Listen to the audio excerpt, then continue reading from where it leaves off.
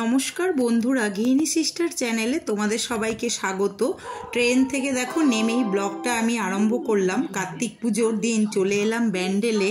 তো সংসার থেকে একদিনের ছুটি পেয়ে গেছি, তো ভাবলাম যে তাহলে চলে যাই ব্যান্ডেলে। তো বাঁশবেড়িয়ায় বাঁশবেড়িয়ায় জানো তো অনেকেই যে কার্তিক পুজো খুবই জাঁকজমক হয়, যেমন চন্দননগরে জগদ্ধাত্রী পুজো নাম করা, এবং সেই সঙ্গে বাবার সাথেও একটু দেখা হয়ে যাবে। তো খুবই ভালো লাগছে।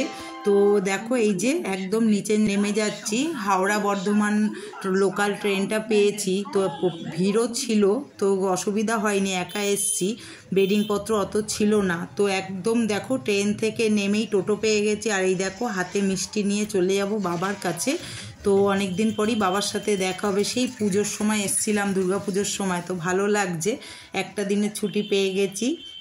তো চলো আর দেরি না করে একদম চলে যাব। এই দেখো বাবার সাথে তো দেখা হয়ে গেছে, এবার চলে এসেছি দিদি বাড়িতে।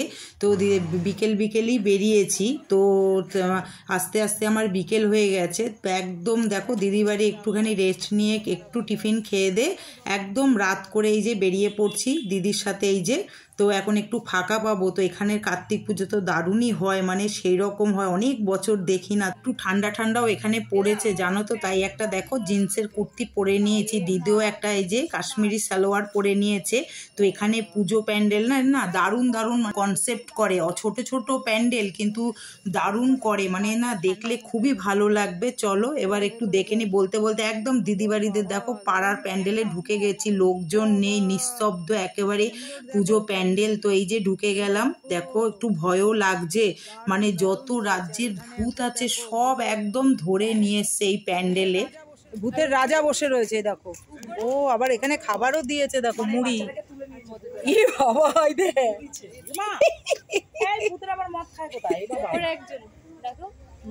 ওই দেখো ওপরে একটা ঝুলছে, ভয় লাগছে, কেউ নেই, পুরো প্যান্ডেল ফাঁকা, আমরা। আর এই যে দিদি রয়েছে, এদিকে পিউ রয়েছে, ওই দেখো আর একজন এই যে এসছে। কি সুন্দর লাগছে প্যান্ডেলটা, দেখো সব ভূত। বাবা দেখো দেখো, এটা যদি রাতে দেখে বাচ্চারা ভয় পেয়ে যাবে রে। দারুণ দারুণ। এই দেখো কিং ভূত, তারপরে কি ভূত, অনেকগুলো ভূত আছে না, নাম লেখা আছে?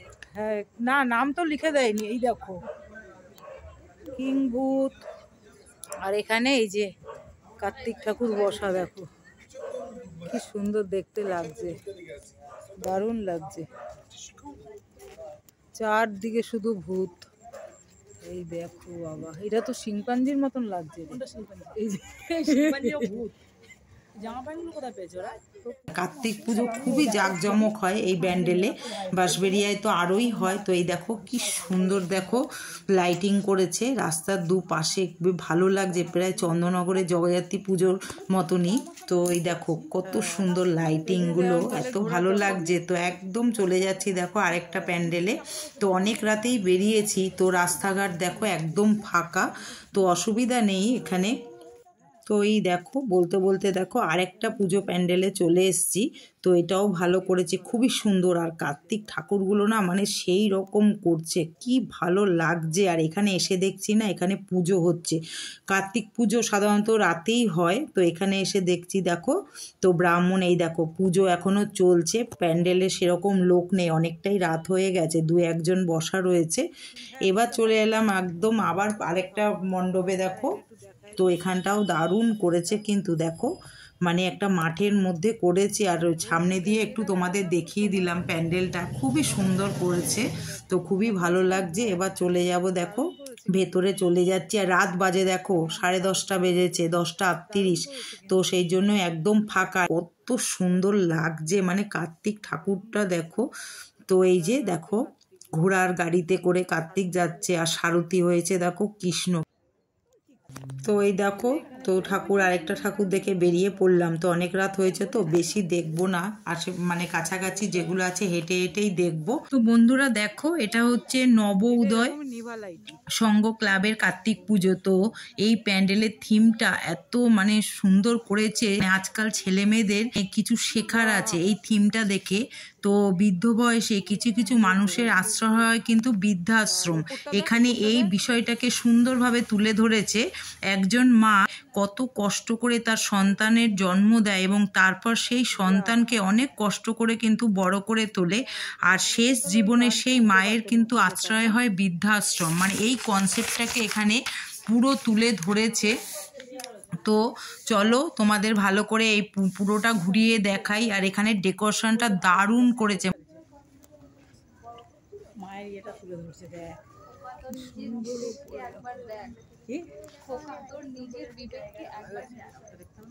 সুন্দর তুলে ধরেছে, সুন্দর।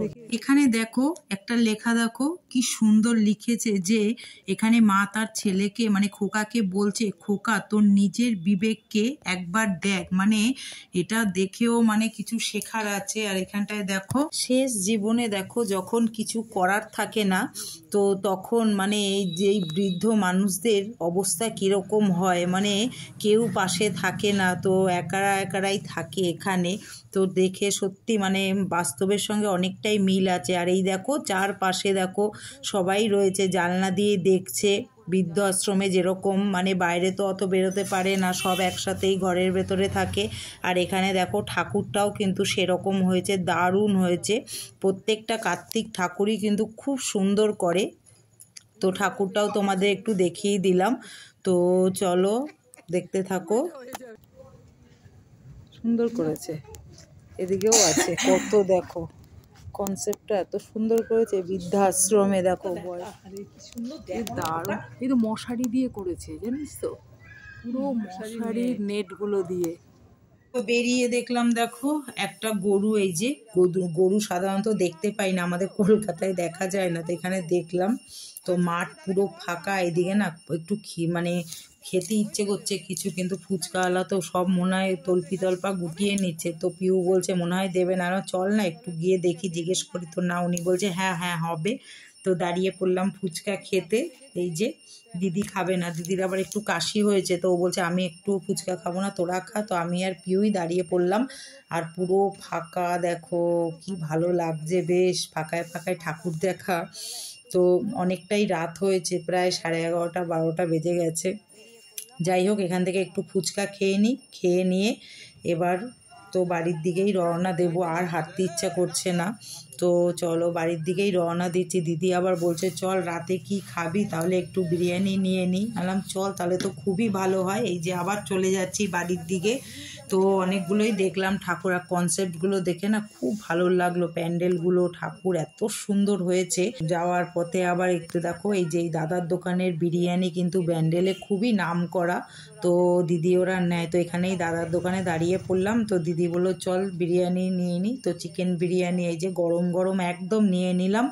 নিয়ে চলো বন্ধুরা, কালকে ভোরেই চলে যাব একদম আবার কলকাতা। তো একদিনের জন্য এসছি, খুবই ভালো লাগলো, সবার সঙ্গে দেখা হলো।